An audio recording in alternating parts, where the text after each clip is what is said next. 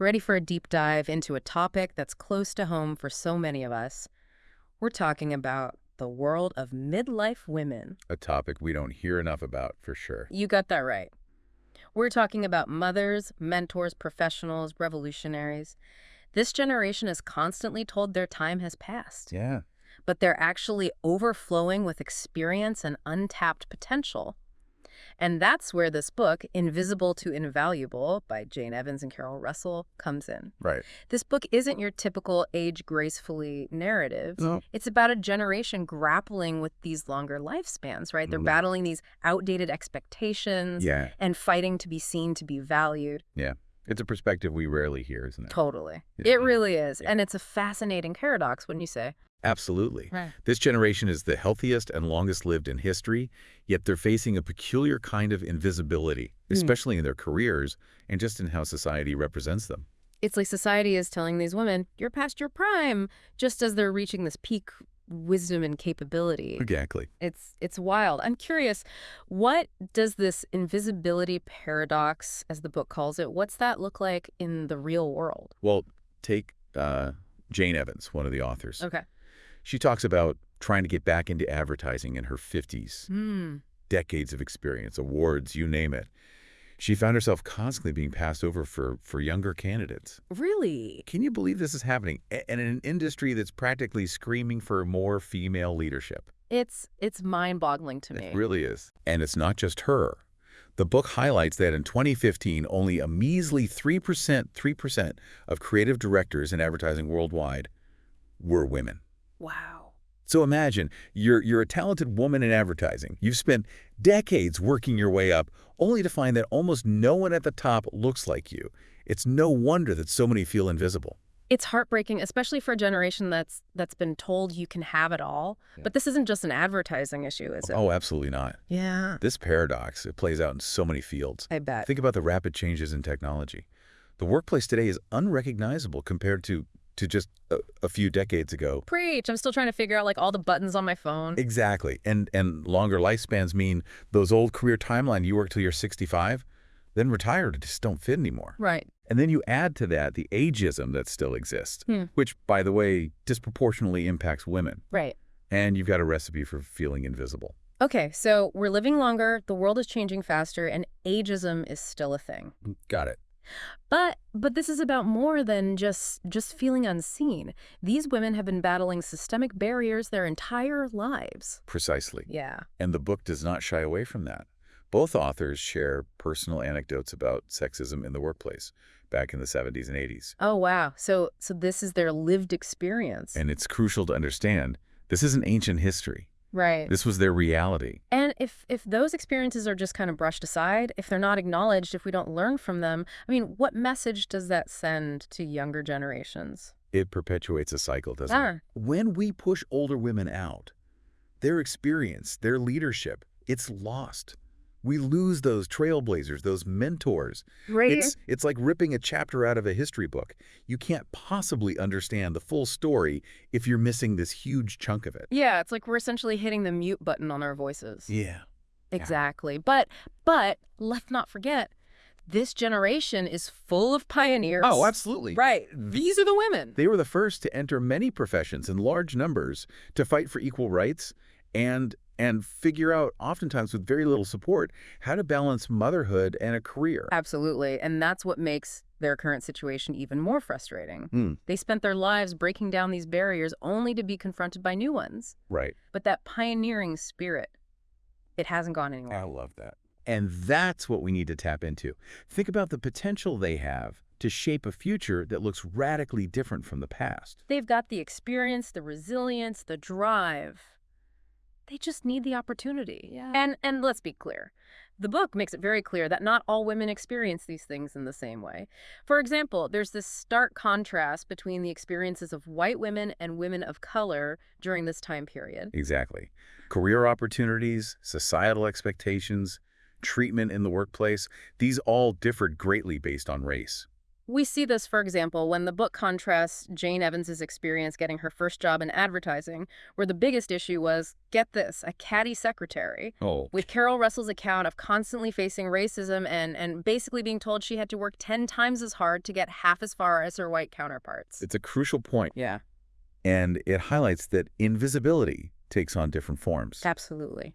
But despite these barriers, the book emphasizes the incredible strength and resilience of this generation. It's inspiring to hear about their resilience in the face of challenges like that. Yeah. But this isn't just about surviving, it's about thriving. Right. So what are some of the unique strengths this generation brings to the table?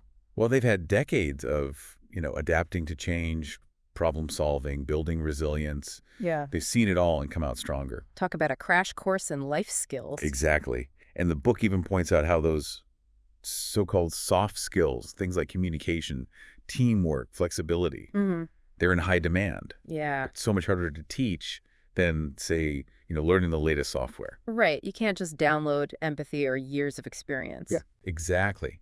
It's that human element that is so often overlooked. Yeah. And we're becoming so reliant on technology. But we can't forget the importance of human connection, empathy, intuition, both in the workplace and just in society as a whole. Speaking of intuition, the book spends some time on that. This idea that midlife women have this almost uncanny ability to see patterns and make connections simply because they've lived through so much. It's like they've got this internal wisdom radar. What's fascinating is there's actually neuroscience to back that up. Really? The book talks about how our brains physically change as we age. The connections between different areas become stronger, so we get better at connecting the dots, Wow. at seeing the bigger picture. So we're not just saying older and wiser to be nice. Right. It's like we're wired for wisdom. In a way, yes. Of course, it's not like a magic switch that flips at a certain age. Right. It's about accumulating experiences, learning from them, and building that deep well of knowledge that allows for these intuitive insights. It makes you wonder if we're undervaluing the power of lived experience in a world so obsessed with youth and the next big thing. Yeah. It seems like we always prioritize what's new over what's tried and true. Right. But Invisible to Invaluable doesn't just leave us with a list of challenges and strengths. No. It issues a call to action, right? Absolutely. And it's not just a pep talk for midlife women to, lean in. Yeah. The book makes it clear. Individual effort is great, but we need real systemic change to make a lasting difference. So we're talking about changing the structures that perpetuate these inequalities. Exactly. What are some of the practical steps the book lays out? Well, for starters, we can put our money where our mouths are and support midlife women-owned businesses. Right. So it's not just about shopping at a local store. It's about investing in those businesses, mentoring those entrepreneurs, amplifying their voices. Exactly. And we also need to challenge ageism in hiring practices. Absolutely. It's time to move beyond the dates on a resume and really recognize the value of experience and frankly, a fresh perspective. Yes. And we can't forget about policies that support caregivers and flexible work arrangements. Right. For so long, women especially have had to choose between family and career because the system is just not set up to support both. And it's not just women who benefit from these changes. Right. Flexible work arrangements benefit everyone. They can lead to a healthier work-life balance, a more productive workforce overall. It's about recognizing that life just doesn't fit neatly into a box. Exactly. And let's not underestimate the power of social media. Yeah, that's a good point. We can use these platforms to amplify the voices and stories of midlife women, to challenge the stereotypes, and to celebrate their accomplishments. It's about showing the world what they're truly capable of. It's about creating a counter-narrative to the one that so often portrays older women as irrelevant or invisible. And what's really interesting is that the book doesn't just stop at individual actions. It also stresses the importance of cross-generational collaboration. Which makes a lot of sense. Yeah. I mean, we can't just focus on fixing things for one generation. We need to be thinking about how to create a better future for all generations. Exactly. What does that collaboration look like in a practical sense? It's about mentorship, knowledge sharing, understanding different perspectives. Yeah. It's about breaking down those barriers between generations and working together to create a more equitable and fulfilling world for for everyone. It's about remembering that we're all in this together. Exactly. And that brings us to the end of our deep dive into Invisible to Invaluable. Yeah. It really gets you thinking, this whole idea of not just living longer, but living better Yeah. with more purpose. With more purpose. Like, Invisible to Invaluable doesn't just offer a critique, right? Right. It offers this vision for a future where the wisdom and experience of midlife women are celebrated, Yes. not sidelined. I agree. And that really resonated with me, too, as I was reading the book. The authors present this powerful argument for recognizing this stage of life not as a decline, but as a time of incredible potential and societal contribution. It's about shifting our perspective from, like, what do they have left to give? Right. To what can we learn from them? Yes. Because, and let's be honest, this generation has witnessed and adapted to more change than perhaps any other generation in history. Absolutely. I mean, think about it. Yeah. They were on the front lines of the women's liberation movement, witnessed the rise of the internet, Right. navigated massive shifts in the workplace. Talk about adaptability. It's like they've been doing, like, future of work beta testing for decades. Exactly. But the book doesn't shy away from the challenges of bridging those generational divides, right? We can't just snap our fingers and expect, like, seamless collaboration. No. And one point they raise is how the way we communicate has changed drastically. Yeah. Especially with social media. Right. And how that's impacting our ability to have these deeper, more meaningful conversations across generations. Oh, it's so true. It's like we're all speaking different languages sometimes, literally and figuratively. Yeah. I'll be honest, I've been guilty of, like, defaulting to emojis instead of actually picking up the phone and calling, my aunt. And the book argues that this shift has impacted our ability not just to talk to each other, but to truly listen to each other. Right. To engage with different viewpoints in a meaningful way. It's like we're all so used to sound bites and hot takes that we've forgotten how to have these nuanced conversations about things that really matter. And this isn't even just a generational issue. It affects all of us. Exactly. It's about reclaiming the power of face-to-face communication. Yeah.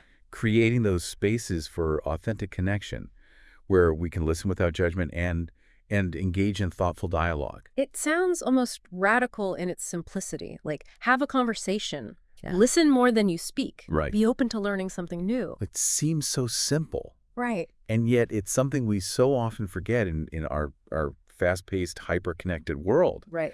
But Invisible to Invaluable reminds us that those conversations, those connections, they're essential. Yeah. If we want to create a future where everyone feels seen, heard, and valued. So as we wrap up our deep dive, what are some key takeaways you're hoping our listener is walking away with today? Well, I hope they're walking away with a renewed appreciation for the unique experiences and contributions of midlife women. Yeah. These are the women who have shattered glass ceilings, raised families, navigated a world that's constantly in flux. They've seen it all. They've seen it all. Right. And they have a wealth of wisdom and experience to offer Yeah. if we're only willing to listen. It's about time that we recognize that their invisibility isn't inevitable. It's a choice. It is a choice. And it's a choice we can collectively decide to change. I agree. So here's to the mothers, the mentors, the pioneers, the revolutionaries. May we never underestimate the power of lived experience. Theory. And may we continue to amplify the voices that have been silenced for far too long. That's a wrap on our deep dive into Invisible to Invaluable. Until next time, keep those conversations going.